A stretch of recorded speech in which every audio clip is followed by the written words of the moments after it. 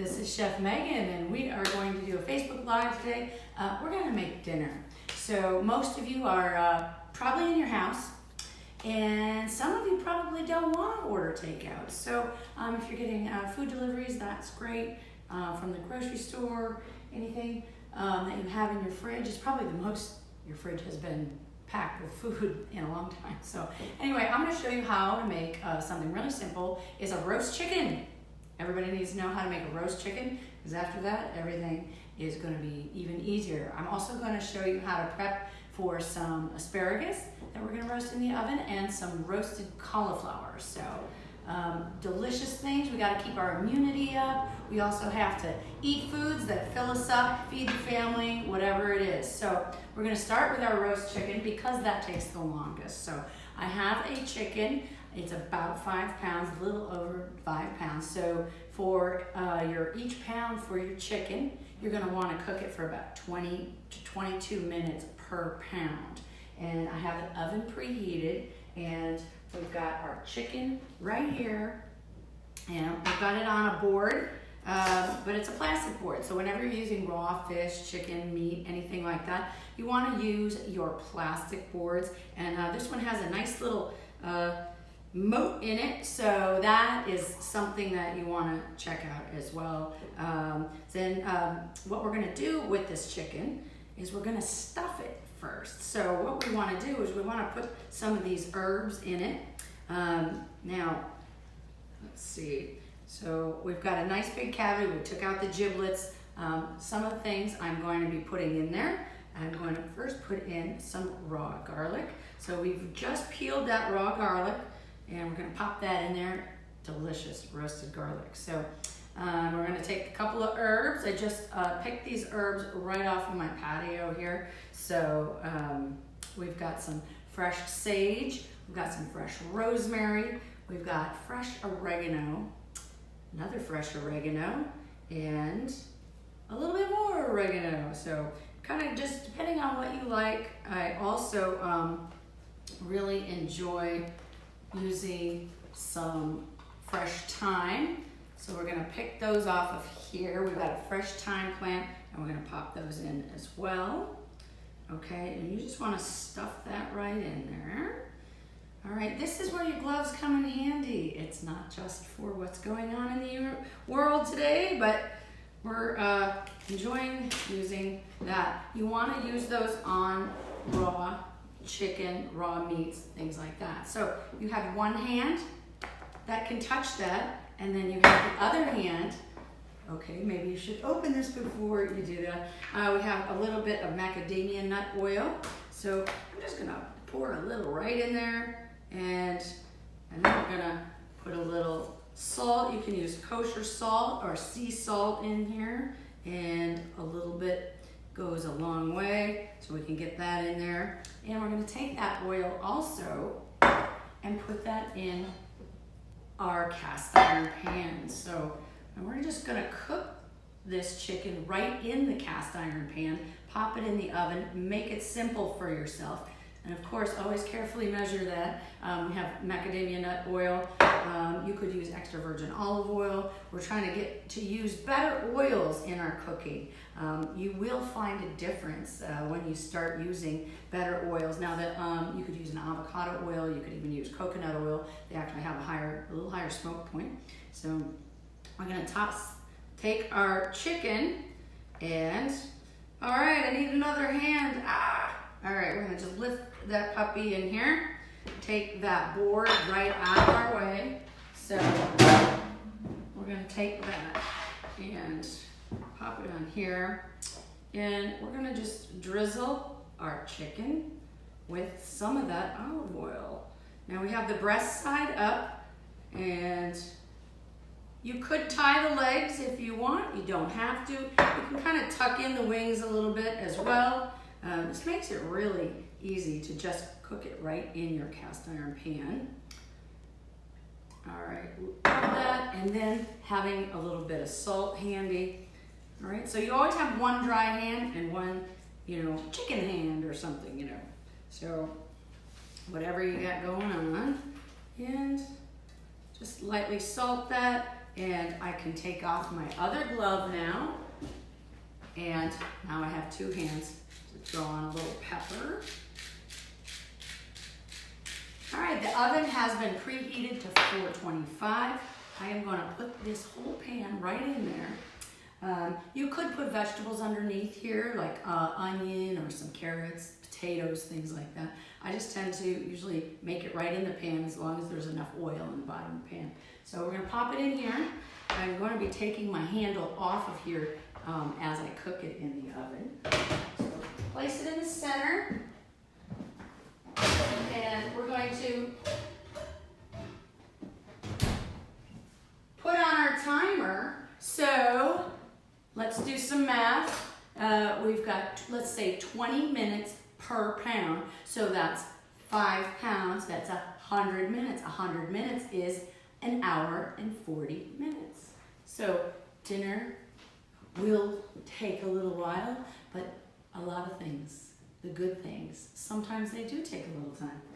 Or you could run to the grocery store, or not, and buy an already roasted chicken. So, all right, we're gonna pop on the timer, and 140. All right, and we're gonna let that rip. Okay, so, and you have vegetables. All right, get a new board, and of course we're washing our hands many times a day, and with that many times a day, your hands might get a little rough. So anyway, with sanitizer, you can make your own sanitizer as well. Just get some aloe vera gel and some rubbing alcohol, or you could use some Everclear if you had it left over from your last party. So Everclear is 100% alcohol, if not even more. But let's see. Now we want to get our vegetables prepped. So I have some fresh asparagus. Now you can take that asparagus, put your sheet pan, and we're just gonna break that asparagus off on the ends.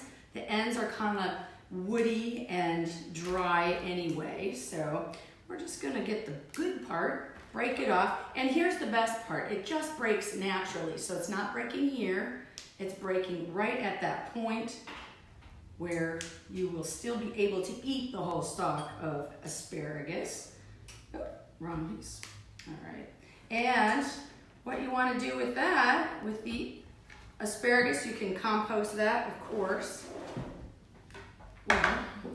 So I do about 5 pieces of asparagus per person. So I've got 10. That means I have 2 people, or I'm going to have leftovers. So I'm going to take some extra virgin olive oil, and we're just going to sprinkle a little bit on there. Again, very carefully measured. All right, we just want our food to taste good too, but we do want to get those nutrients, because part of keeping our immunity up is eating foods that are fresh. I know a lot of people are doing frozen. You can do the same thing with this. Little salt, little pepper, and then we will only need to cook that for 15 minutes, all right? So we're gonna leave that outside of the oven until our chicken is done. And then we have another vegetable. Everybody's favorite vegetable these days is cauliflower. So when you get a whole head of cauliflower, you want to peel off the leaves, and when you're pulling it apart, you can pull it apart just like that.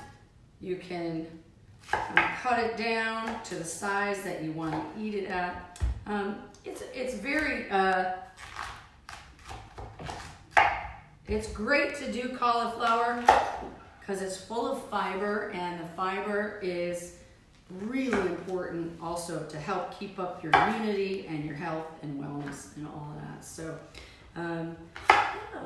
and cauliflower is that great vegetable.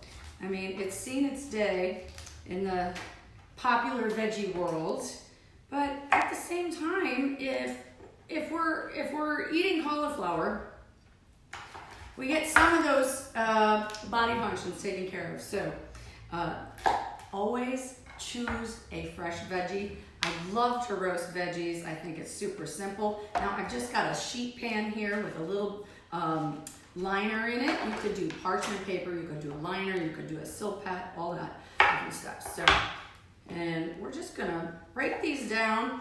A lot of people like to buy their cauliflower already chopped up, and that's fine too if that's gonna get you to do fresh cauliflower. However, when you cut your cauliflower or any of your vegetables yourself, you're gonna get the maximum nutrition from them, because once a fruit or vegetable has been cut, it starts to oxidize. And oxidation, just like when you open up an apple, the apple turns brown because it's oxidizing. So, all right, so we're just gonna take our knife and easily break these down.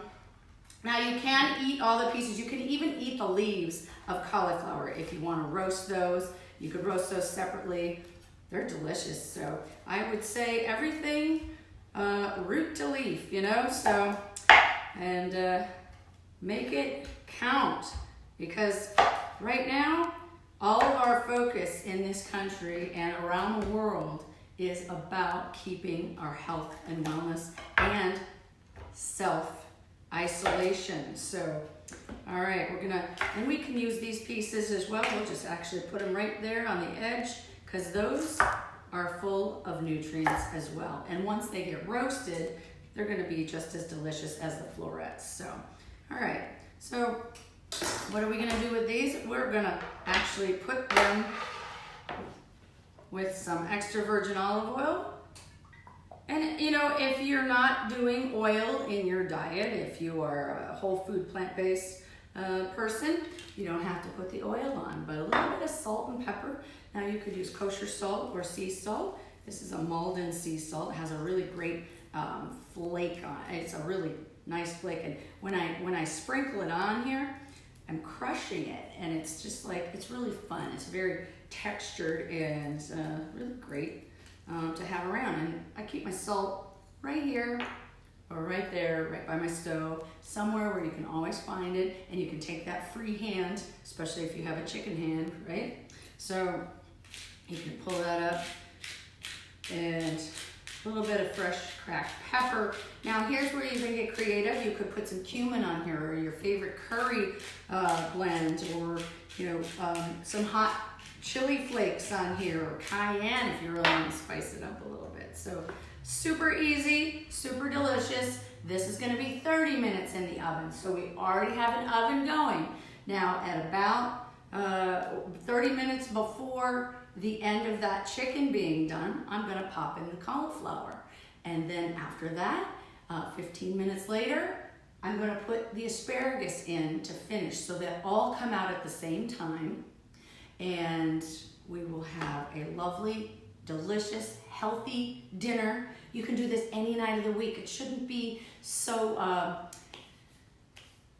rare. So I think everybody is gonna surprise themselves how much they like getting back in the kitchen and cooking, because this is where we all came from. I mean, you know, back in the day, this is all they had. Restaurants, we love that they're doing takeout and drive-through. We love that.